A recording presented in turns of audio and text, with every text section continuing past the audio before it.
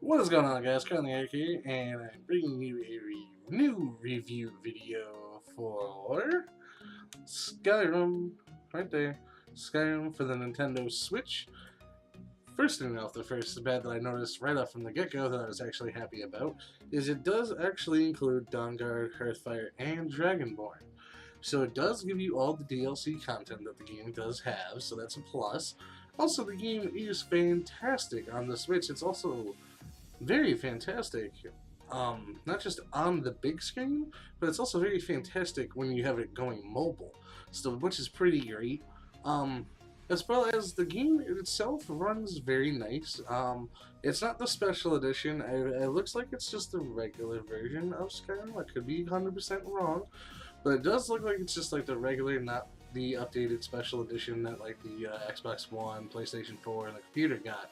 But the graphics are really good for the Switch, and it runs really well in mobile mode with the graphics as well. Does take a good killer on your battery, which is to be expected with such a huge game, but so does Legend of Zelda, and so does Super Mario Odyssey as well.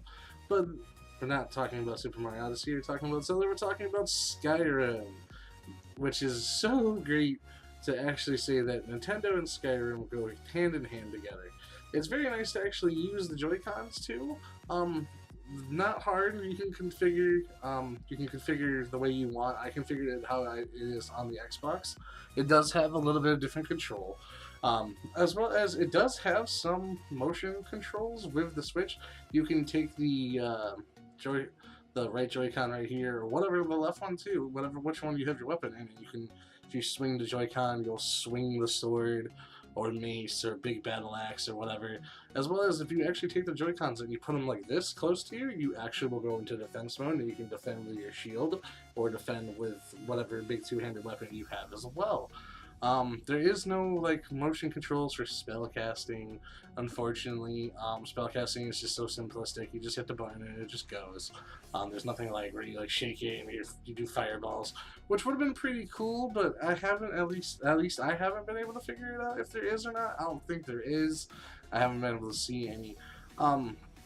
Which is pretty nice. The other motion control is like actually if you're walking around, if you take the Joy-Cons and you raise them, like if you go like this, like kind of apart, you'll actually take your sword and shield out, or whatever weapon, or your bow and arrow out. Which is another one. The bow actually does have a motion control. When you pull, when you hit the button to pull it back, you can actually take the Joy-Con and actually move it around like this, so you can actually aim for a better headshot. Me, I'm terrible at it, so usually I'm not really bow and arrowing if I'm using free Joy-Cons. I'm just terrible. I get shaky.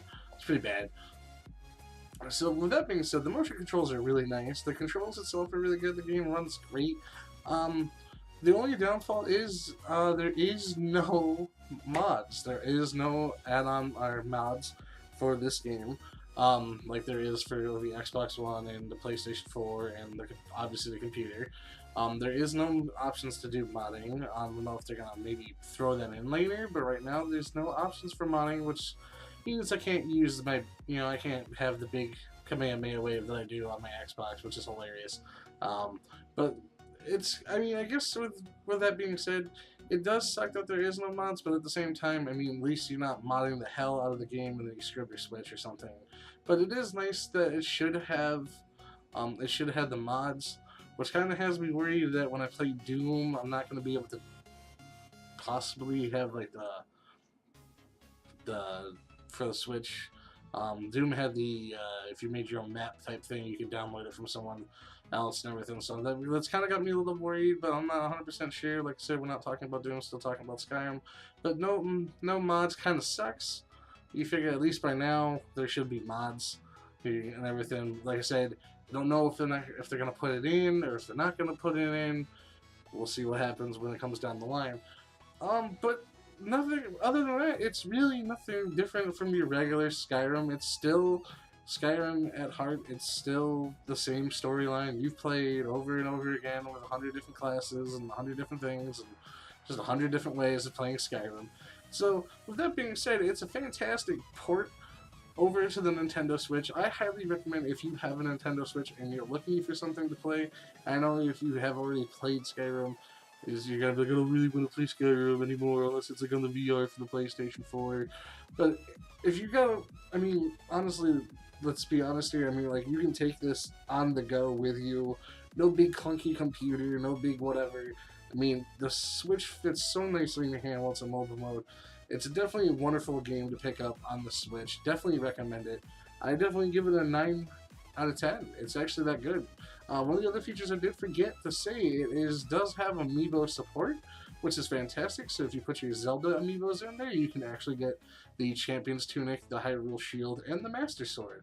As well as if you put amiibos in your game, you actually spawn treasure chests. So if you use your Zelda ones, you actually spawn like the Zelda treasure chest, and when you open it, it goes da-na-na-na-na-na and everything, which is pretty cool. The other ones, I haven't, they just spawn in random stuff most of the time. Like I said, sometimes you spawn in a bunch of food and a bunch of fish and materials and stuff like that. It's pretty cool, so it's definitely worth, if you have a ton of amiibos that are out loose, definitely worth using all of your amiibos. They don't give you a limit either. Like Fire Emblem Warriors, it's only like 5 a day. No, like, I have my whole thing of amiibos, like, over there, and I've, like, put them all in there, like, per daily. It's great. It's just like, whoo, cool, thank you. So that's pretty cool. You kind of get a tactical edge with the amiibos, just like you do with like Zelda, Breath of the Wild, and all that. So yes, it does have amiibo support. So like I said, I definitely give it a 9 out of 10. Only because I give it that high because it's a fantastic port. The graphics are great. The mobility, the fact that you can take this on the go with you is fantastic.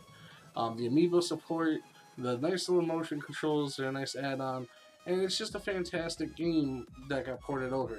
Does it suck that it has no mods? Yes, that definitely makes it, you know, it doesn't have any mods, so that does suck.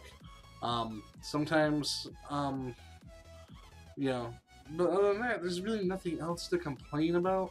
I mean, sometimes, you know, there is one other thing I should say is that, the dark, when you're playing mobile, sometimes you get into a dark area and it's a lot darker on the mobile than it is on the big TV. So sometimes that's a little hard. You have to turn your brightness up. But other than that, that's the two biggest complaints I have is just the brightness on the mobile and the no mods. So with that, like I said, it is 9 out of 10 for me on the Nintendo Switch for Skyrim. Definitely worth the $60 price tag. Like I said, maybe even then, for me, at least the price tag could have been like $50.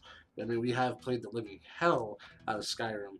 But other than that, it's a 9 out of 10 for me. Definitely a great port. Go pick it up right now for the holiday season for your loved ones or for yourself. And with that being said, I am done with this review. I hope you guys enjoyed this video. And if you did, please give me a ginormous thumbs up. And if you can, please go down below and hit that subscribe button.